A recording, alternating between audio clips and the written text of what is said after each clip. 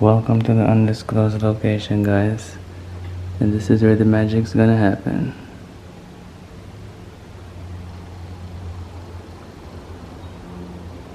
Let me give you guys a quick tour.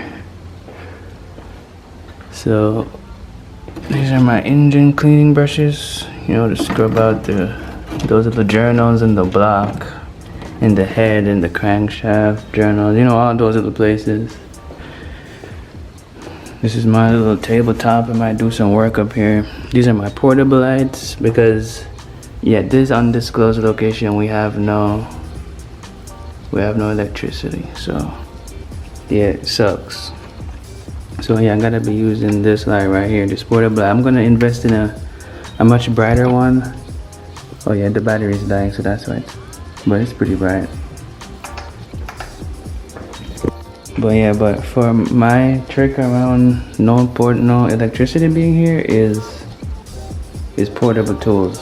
So I'm gonna invest in those, but we won't be doing a lot of cutting and grinding anyway. We'll be using mostly these type of stuff. But yeah, in my tool chest we got that going on right there. We got electrical stuff. We got more electrical stuff. You'll see more about my custom lights on my B14 when it comes here. Yeah, more on that when I'm done with this. This is engine assembly tools and stuff like that. I got my torque wrench here, you know, my piston ring compressor, you know, angle gauge, you know, all that good stuff. Just loose stuff, you know, stuff that really doesn't belong anywhere, you know. More engine building stuff.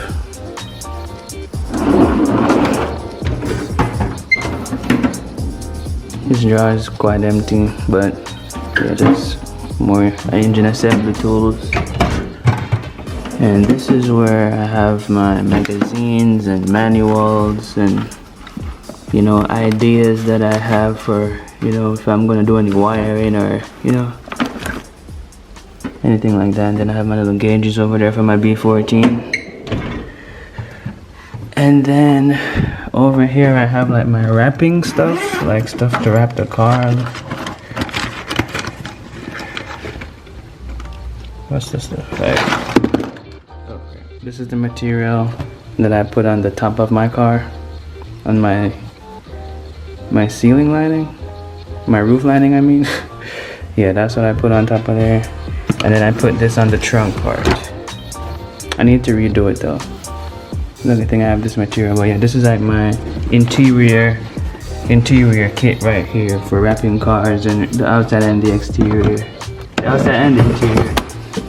Here we just got, you know, engine assembly lube, right? You know, detailing tools, and then just loose stuff, you know, like Bondo, fiberglass resin, fiberglass sheet, you know, gloves, you know, just loose stuff. And then in this area is where I'm gonna be doing all the assembly and all this other stuff. Right here is where the B14 is gonna be. Now my B14, I took a road trip with it to my mom's house, 3,000 miles away, drove it, and I wasn't about to put another 3,000 miles on it, even though it's a brand new motor, because long story short, I blew the motor that I bought the car with because of neglect, because of not changing the oil, even though the car was telling me with the oil light all the time to change it. Through neglect, I threw a rod, so I had to get a new engine. Ordered that from Japan, 35,000 miles on a GA16. So it's probably about 40,000 miles now, give or take, since I put that 3,000 miles plus the extra, you know, extra stuff. So instead of driving it, I just shipped it out here. So it should be here in the next 2 weeks. So yeah, that's my daily driver. I'm gonna insert some before and after pictures. Over here we got my RX-7. No, one of my dream cars. I always wanted to own a rotary. I mean, how do you kind of not love the rotary? So yeah, I found one on eBay, called the guy up and got it. But I'm gonna be working on this right now. I'm just showing you guys. When I'm done with my daily driver and that I'm all settled in with that, then we focus on that. Over here is the transmission for the GA16. I'm gonna assemble it and do all this stuff myself because they wanted to charge. Not because they wanted to charge me. I would have paid the money, but I want to do this for a living, man. I mean, I have my certificates. I went to school for this stuff. Shout out to HP Academy, because I got my certifications from them. And I'm going to apply all that stuff I learned to the vehicles that I have, so I can eventually open a shop and, you know, be 100% legit. That's my aim. Because I've always loved cars. I think my dad took me to my first car show when I was about 6 or 7. I can't remember the age. And the Mitsubishi Eclipse was the thing that caught my eye. And I was like, Ever since then, I was like, I'm going to do something with cars. And here I am. But 20 years later, 26. So yeah. Right here, we got the 13B right here. It's blown, but I got it with the car for a really good price. I mean, couldn't turn it down. I mean, I live in apartments, but I mean, the deal I got in the RX-7 and this, I couldn't turn it down. I just couldn't turn it down.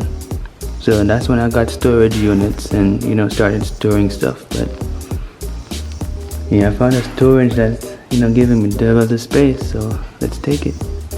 Anyways, I got this 13B right here. I'm gonna rebuild it myself. I bought the DVD. I already watched it, and it seems pretty simple to rebuild a 13B. I don't know why people keep swapping these things out. I'm not a purist. Don't get me wrong, I'm not a purist. But I don't get why people keep swapping these things out, man. But I'm gonna put mine, keep mine authentic. I'm keeping the GS16 authentic as well. By keeping a GS16 in there, because everybody keeps saying, you know, put SR20 in there, because GS16 you won't get all the power you want. But you know, I'm gonna keep it original for a while, and maybe I might go SR20. But anyways, I'm gonna rebuild all this stuff myself, do all the engine work myself. You got my engine crane right there. That tote right there, that blue one, is filled with the intercooler, the turbo, the injectors. What else? Clutch, flywheel, new rubber bushings, all the good stuff for the B14. Everything to turbo it and set it on the street ready. Only thing I need to get is a few more parts, but we have everything to turbo it in that tote for it. Those boxes over there is just like miscellaneous parts for the RX-7, like, you know, the GSL symbol, and you know, nothing big. Well, yeah, that's pretty much it, man. This is where all the magic's gonna happen. I'm really excited. Finally have a space to build, you know, work on the car in privacy without any Karens bothering. Cause when I was wrapping my car, I wrapped my car in my driveway at my previous apartment. And it took me 3 days to wrap it in the driveway, and they wanted to complain about it when I was doing it, you know. So you know, apartments get, even though I'm wrapping the car, I mean, how much mess am I causing? How much noise am I causing with a blow dryer outside? And not to mention, this was the hood. You know, you guys are mad about that. But anyways, moved on from that. Hopefully we won't have any Karens bothering us. I mean, at this place, I think my manager might be a Karen, I'm not sure. But luckily, we have a 3-hour window.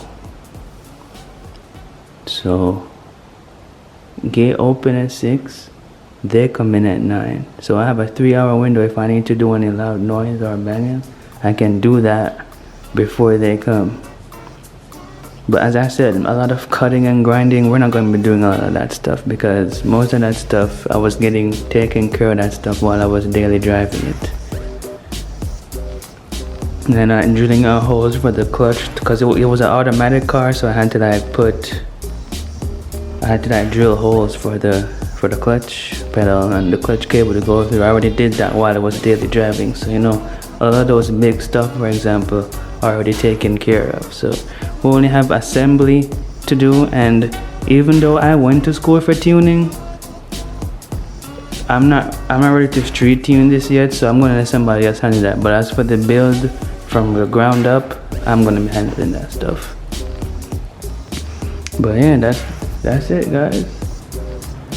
I'm just waiting for my car to get here. Alright, I'm out.